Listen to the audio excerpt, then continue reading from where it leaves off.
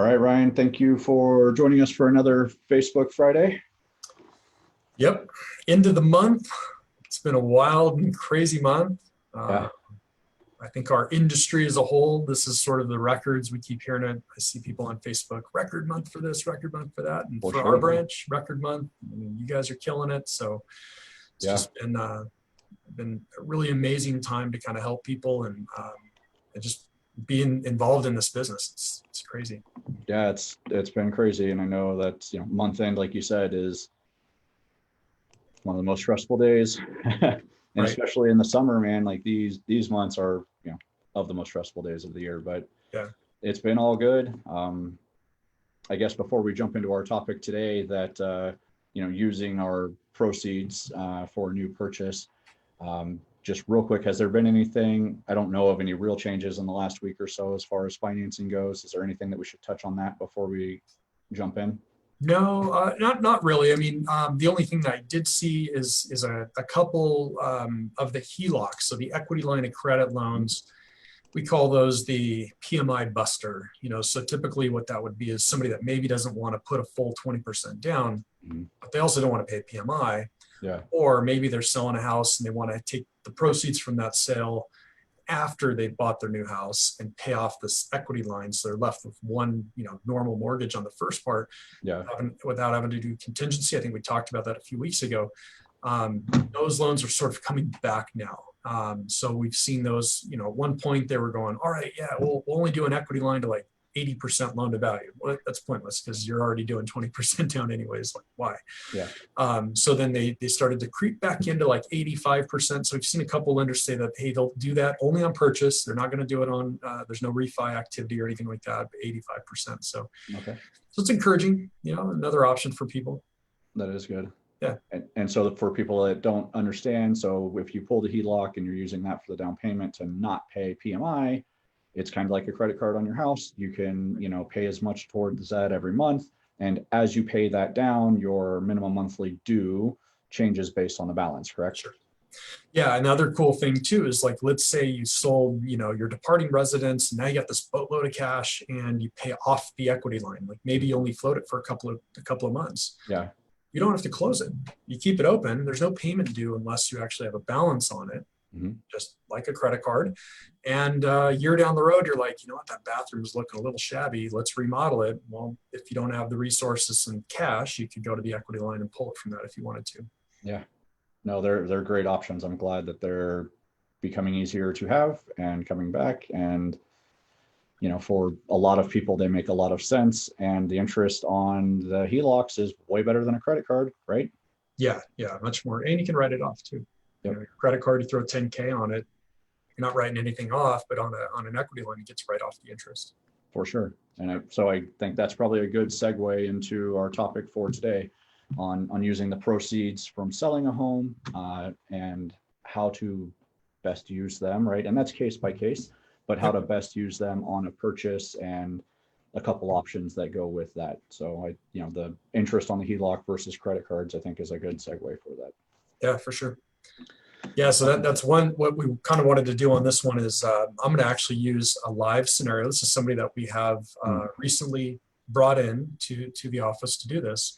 Okay. And this tool, I think, will give you kind of a good visual as to like what you and I kind of think about. A lot of times we're giving advice, we're giving direction. Yeah. It's not like a one size fits all kind of approach, but this particular thing gets you to think, at least when you're considering selling your place, you're trying to map out the plan.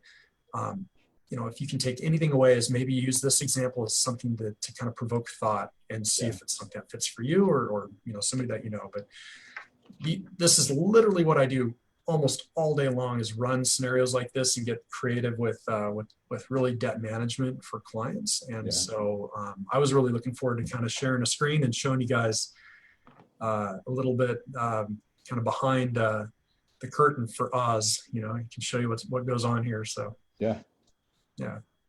Awesome. Let's see it. All right. I'm going to share the screen here, right here. Can you see that there, Mike? I've got it. Okay. All right. So let me walk you through what we're doing here. All right. So, and then any questions along the way, Mike, just let me know. Or if there's questions, in the box or chat, let me know and I can address them. But Perfect. here's kind of what we got going on. So this client kind of marked here current home. They bought it back in 2012 for 246 grand. Okay. Got their property taxes, got their home insurance, and today's value, this one's going to sell somewhere right around 468. So we mapped out what their current loan looks like. Okay. Okay. This is, and that's off the original purchase. So this is what they have. They hadn't refinanced. So their loan amount at the time, they did an FHA loan, 237 grand. This is back in 2012. FHA, they were at 4.25%, and they had their PMI, their upfront mortgage insurance, all that stuff. So right now they owe right about 201. Okay, so they paid it down some. They owe about 201. What we're doing with that is we're saying, hey, I want to sell that house and I want to buy the forever home. Right? We hear that term all the time, but that's literally what they coined it. We're buying our forever home. We're going to sell our place. Okay, so what's the forever home look like? Well, for them, it was $640,000. Now, should start off by saying this couple makes combined income at the house is $9,400 a month. Okay. So let's kind of model this thing out. So 640 grand on the purchase price. I kind of plugged in what property taxes would estimated be. It just depends a little bit on where they're at, but I used a factor of 1.4% to cover property taxes. So it covers a little bit more than just the standard. For sure. 1.25. Home insurance, about $150 a month. It's a bigger house. And in some of the data that I put in here, the max loan to value would be 90%. They're going to put more than that down. And we wanted to kind of see what would it be if I was to put all of my money into the house. And then I started looking at their debt and I said, what happens if maybe we don't put all of it down? Maybe let's pay off some debt. So that's what we're going to kind of show you how that worked. So down payment wise, now they stood to make off their sale. Remember, they were selling it for 468. Yep. They're 201. This is, they've got about 266,000 in equity, ballpark on selling cost, maybe 28 grand or somewhere close to that. So they're going to have about $238,000 left over to kind of play with. So what I did is I plugged in 230 grand for their down payment. Yep. I left some money for closing costs. Now the closing cost shown here at $6,900, it's kind of estimated costs for escrow, for title, for notary, for a home inspection, for an appraisal. It does not include prepaid property taxes, prepaid insurance. And I think sometimes if you want to have all that built into your payment, great, you can, but just remember you're overfunding that account because you're starting up, maybe 6 months worth of property taxes, maybe a year of insurance, that kind of thing. So this cost structure might be a little bit more. So that's why I didn't roll in. If they were going to net 238, I put 230 for the down, and I left a little bit of room there to make sure we had a buffer for closing costs and that kind of thing. Okay, so new loan was going to be a rate at 3%. It's fixed. It's a 30-year loan. All right, and then over here, I want to skip this. This is the debt that they had. So they had a Home Depot card, $3,400 balance, JP Morgan Chase, $1,044, B of A, $4,600, Lowe's, $2,600, Kohl's, $21, and 2 autos. Both of them not too far out there. I mean, a Ford is probably a Ford truck. It was maybe a $50,000 truck. Yeah. They only owe 29 on it, but their payment's still 641. Logic's is 26,000 for the balance and 541. So all in all, we have just a hair under 70 grand in debt.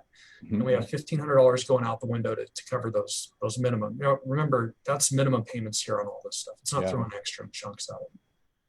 Okay, so we calculate all of that out. And right now, if they were to make the move, right now they got their current, over here in this corner, you got the principal and interest, taxes, insurance, and their installment debt. So again, all this kind of stuff here. Revolving debt, that's installment debt is the autos. Yep. And revolving debt is going to be the sum of the credit cards. Okay, so they have $3,293 going out. If they bought the house, putting that big chunk of money down, putting 230 down, and they don't touch anything here, they're going to move up. So they're going to be up to $4,069 outgoing every month. So it's $776 more. So for some people, it feels heavy at that point. Like, I don't know about coming out of pocket, like more money. I don't think we can swing it. And if you look over here in the debt ratio, this is just something that we use as a tool. They would be okay. this works. 27% front end, this is just your housing in relation to your gross income. And then 43 is your housing plus any of these other debts and the proposed housing in relation to your gross income. They're fine. They got plenty of room in here. We can make that work. This shows kind of red because it's getting borderline right around 43, 44, 45 is about the limit right there. Yeah. But that loan works. So they could pull it off. Can they qualify 100%? We can get that loan done, no problem. But they're going to move up $776. So here's the proposal. Don't put all that money down. Well, so pause real quick, Yeah. go back up to where it shows the up right there, the payment overview. So Yeah.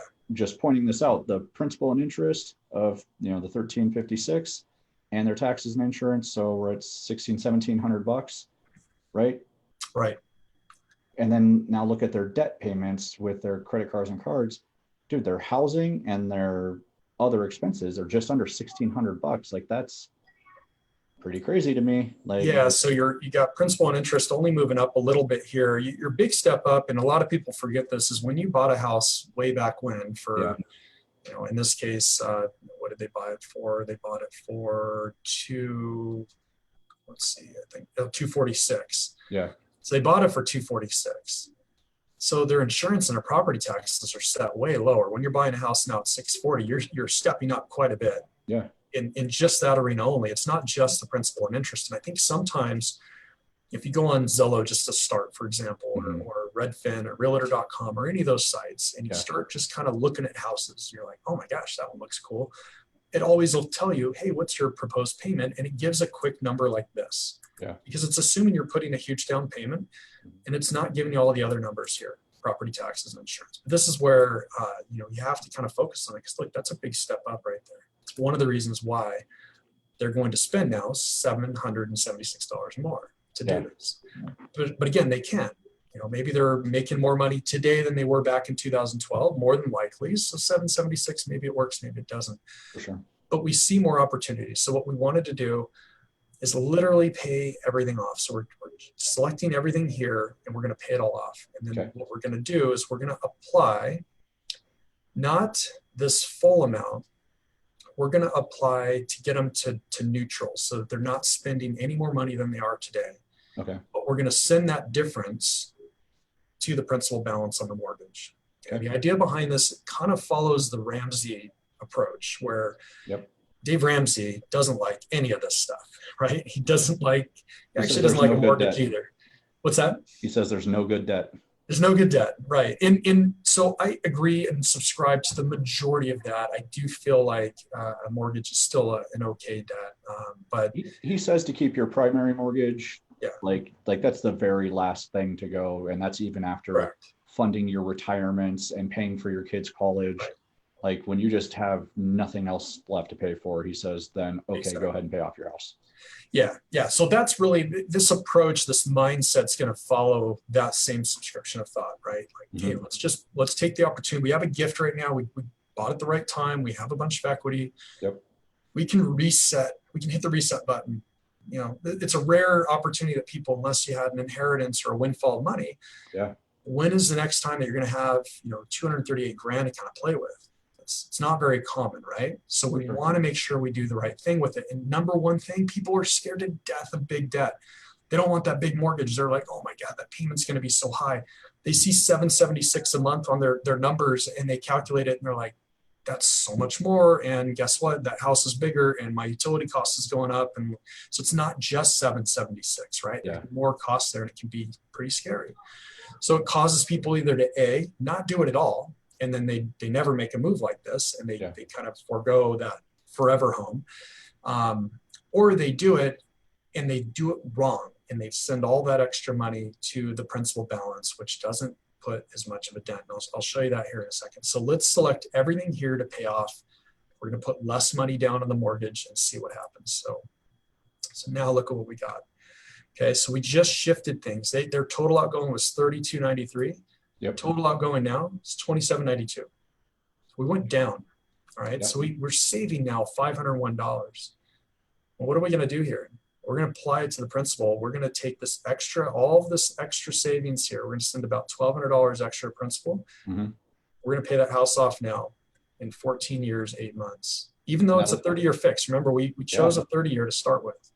yeah, no, Right? that's amazing. So a 30-year loan, and you're just rolling that money that you saved, and you're cutting the loan in more than half, which is fantastic, right? And that's what Right. I'm doing on my house. And, a few years ago, you showed me how to do that properly, and I freaking love you for that. It um, saves a lot of money. I know yeah, you know it because we've spent a lot of time talking about this for you and clients, right? yeah, But I mean, just a quick glance, if you see this right here, I mean, just in interest, you save 31 grand. yeah, You think about it, you go, all right, yeah, it's good numbers right there. I like that.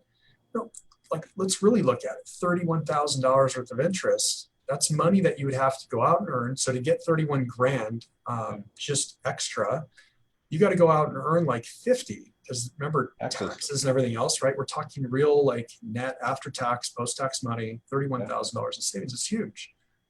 For a lot of people, that's saving a year of work.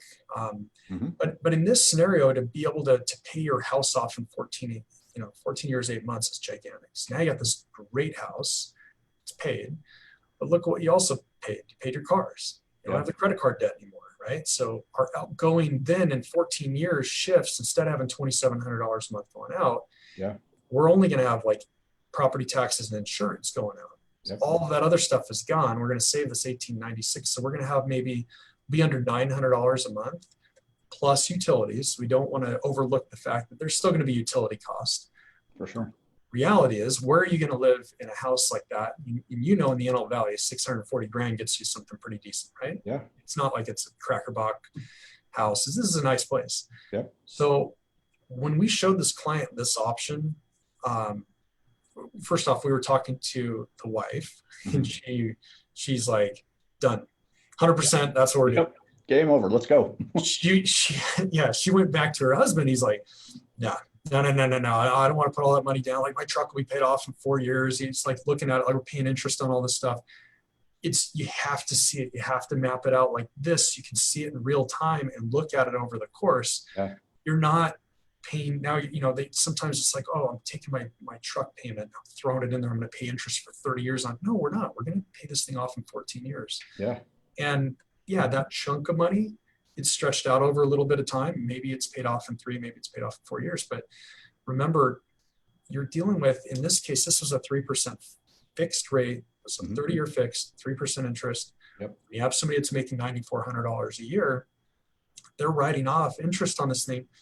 It's not 3% the net cost to you. It's like 2.1. It's really, really low. Like, if we have a different calculator we can plug that into, it's super, super low. And so these are the ideas that we want to try to instill, because this is a huge swing for somebody, from a net worth perspective, in this net worth right here, this 236 is kind of pulling from a few sources. It is not factoring in the value of that house. Obviously, if you pay off a $640,000 house, your net worth is much higher than 230 grand, right? Yep. Assuming it didn't drop in value, it stayed the same in 14 years. Now you add that to 236. So now you go up even higher. And in 14 years, if you had a 30-year loan, well, what do you do for the next 16? Well, if you were already paying this 1896 to a mortgage, where can you fund that money? Can you throw it to an investment account? Can you stock it away? Can you fund your IRA? Yeah. Who knows what? But you can still start to really, really build up some significant wealth with a situation like this. So I thought this would be helpful. Real quick. So just 15 years and, times 1,900 a month, just rounding up. Mm-hmm. So that extra money, $342,000. Even if you just stuck that in the bank, right? Like, and made zero interest on it. Yeah, if 1% or 0%. Yeah, exactly. Yeah. So just that amount of money. I mean, doing the math on that, the value of the house, this potentially is $1 million swing, because you have all of that extra wealth that you're able to kind of either save and not have to pay out, or generate by using and applying this extra money. And in 14 years, you think this family's still making, what was it, $9,400 a month? No, they probably are making a little bit more than that at that point. So could they send even more money? Sure. For sure. Could they and pause? Sure. Pause real quick on that too. Do you know just roughly how old this couple is? Not offhand. I would, I mean, just out of memory, probably like mid 30s. Okay, so perfect. So let's say So they're 35, like, right? say 50 by the time this is paid off. That's Exactly, outstanding. instead of 65. So Correct. now your quality of life at the tail end, like, man, like if you wanted to retire, most people try not to retire early because because they're going to take a hit on their income Mhm. and they have to pay that house off. But if you're Right. in your mid 30s, like this scenario is perfect in my eyes. Like, okay, wait, we would technically save $500 a month. We would be in our forever home instead of our current home. And as long as I take your advice, I pay this thing off in 15 years, that I'm in a better house for now, like my forever home early, and I get to retire early and I save a bunch of money. Right. Like, and I just think that a lot of people don't think that all the way through. Like, this is massive. I mean, if you tell somebody like, cool, you get to retire at 50, your house is paid off, and you'll be able to throw a few $100,000 in the bank, who says no to that? Well, even if you retire at 65, I mean, just using a standard Yeah. number, but the last 15 years of your working years are not spent paying down your house, but they're actually spent supercharging some safety net that you have or some kind of an investment. For sure. It's fantastic. It's a great way to go. Yeah. And The your kids will alternative love you is for that it. let's say this couple, so remember they bought in 2012. Okay. And so here we are 8 years later. Let's say they decided, I don't like that. This just isn't for me. I got 22 years left on my mortgage. So this scenario is getting them to a debt-free point at 14 years. Yeah. But they could take the conservative approach, stay in their house, and they got 22 years left. They also have all this debt to pay too. Yeah. Now they could throw some chunks at it and they could get that knocked out pretty quickly.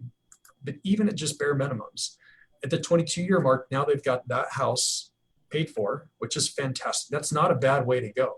No. But they also, in this option, are able to move into that forever home, which was, in this case, this is a significantly better home. It had a pool, big yard. I mean, it's something that, they probably would have not thought they could move into at one point, but now they're like, oh my gosh, I didn't see it.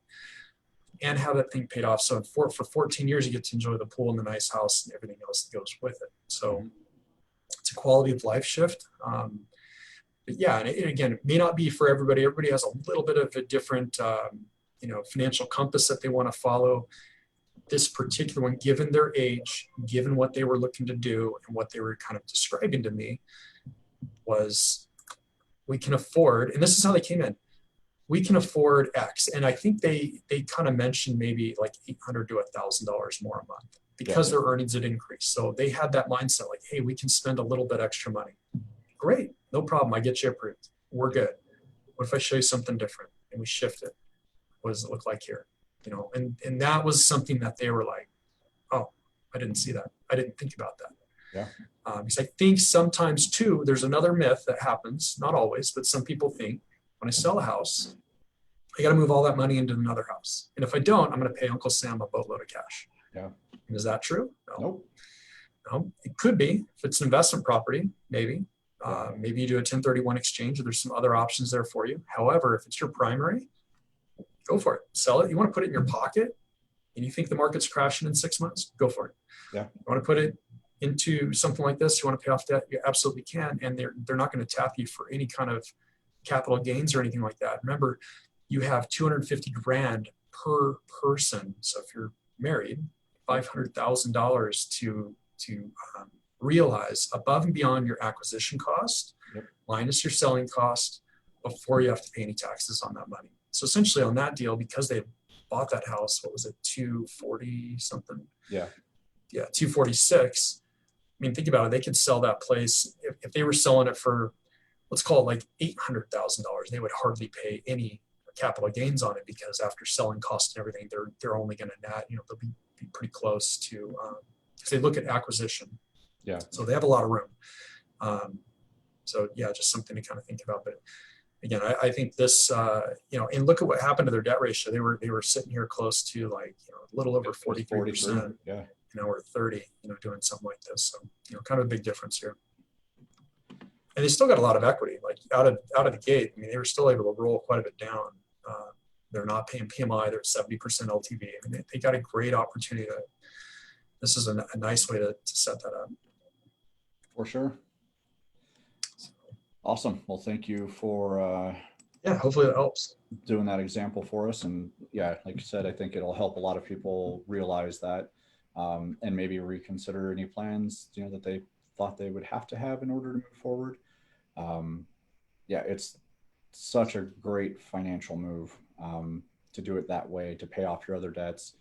And one thing that we didn't really even have to address is how much, because all of those payments were the minimum payments on their current debts. Mhm. And that's all we were playing with. And we didn't even have to look at the interest rates on those accounts to Right. be able to see how great of a savings that was. And then one more thing to your point on, like, if you think the market's going to crash in 6 months, maybe you just sit on that cash, right? That is true for most people, like that might be an okay move, but for other people, I've had the conversation like, okay, well, if the market does come down, it's most likely going to be due to interest rates going up. And for the most part, your payment's going to stay roughly the same. Like, I think that prices are going to come down equally with a buyer's payment going up. So if someone can afford $2,000 a month and that price right now is 500,000, but rates go up and it becomes 400,000, I think the market will adjust accordingly. And the point that I make to people who are going to roll all of their cash into the house as their down payment to keep their monthly payment low, and they don't have a bunch of extra money in the bank, is that the nicer homes are selling right now. Because if you or I were going to sell our house either now or in a year, if the prices came down, we're not going to sell our houses. You know what I mean? Like, we'll sit on it and we'll wait it out, and because we don't have to move. And so a lot of the homes that have all of the work and everything done to them already, once prices drop, they'll stay, I think, for most of the part. And go back to when the market crashed last time, like, man, getting a nice house was really hard to come by during the foreclosure market. Like, it was just everything needed all of the work. I mean, I can't even count how many board ups we had, and lots of crazy situations. So you can kind of take a little bit of a peek into just generally people, by all the stuff going on these days. You see somebody upset about something and there's a protest and they destroy the Apple store. It's like, okay, well, if somebody's upset because the bank's going to take their house back and essentially boot them, what's going to happen to that house? Like, we saw it. We would go in and, I mean, copper was pulled out of the walls. So they took copper pipe, like there'd be a hole that went all the way across the wall. Looked like a zipper. Yeah, it looked like a zipper. Like, they just kind of like grabbed and started pulling and pulled. I remember walking through a house. It was a big house, custom house, like maybe 4,000 square foot, beautiful bathroom, marble everywhere, granite everywhere. And there were these holes, like all over the place. And what it was he just ripped copper out. There were no toilets in there, and the drains were filled with concrete, and we saw no cabinets in there, and we saw no appliances in there. And I mean, anything that had somewhat of a value that they could sell on Craigslist was gone. And it may not have always been the homeowner. So the homeowner leaving, maybe they were angry. Okay. Maybe they weren't, but somebody actually jumped in there and said, oh, this is my place. We're working on it. People leave them alone. Well, they just destroyed it on the inside. So stuff happened. But again, to that point though, I mean, I just kind of used it facetiously because we do get that comment like, oh yeah, I'll wait 6 months, I'm going to cash out. Go for it. But I guarantee in 6 months, we're very similar to where we are right now. Like, the demand is that strong, that's pushing everything. It's not going to go away like literally overnight. You're gonna need some time before any of that's going to happen. So for sure. And locking in, I think you kind of mentioned it, rates going higher. So locking in something a little bit cheaper, your cheapest cost of home ownership right now is now. And to a first-time buyer, and this is totally off our kind of theme for the day. But let's say you got a first-time buyer and they're buying FHA, and let's say they want to sell it in 10 years. And let's make a big assumption and say that the value is cheaper than what they bought it for. FHA loans are assumable. So now if interest rates are higher and you have a 6% going market rate for an FHA loan, and you can offer somebody, hey, I got 2.5 on my house, you can have that person assume your financing. Yeah. So that's a whole nother like super creative way to do things. But people forget about that one unique tool, and it only really happens. The most common one is going to be an FHA loan, but that really is going to bode well for the low money down guy or gal, or the first time buyer is pretty common that way. For sure. So awesome. Well, right. Anything else to add on reappropriating funds from the sale?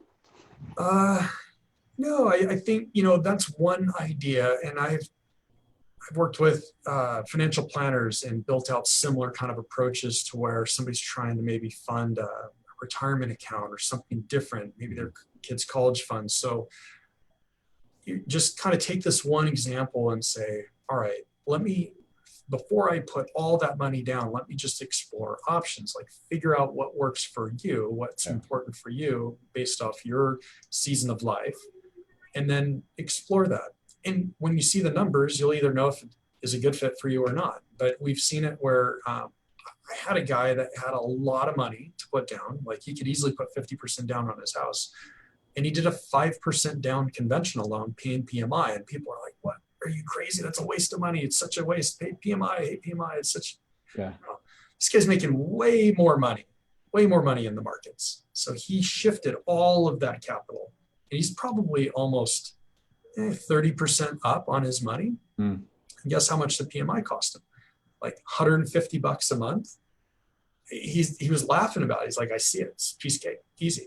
I'll pay PMI all day long to leverage this money because I know 100%, I know that I can fund something else over here. And so for him, he had worked that plan with his financial planner before he even came to me. So the minute that I started talking about it, he goes, oh yeah, I already have a plan mapped out.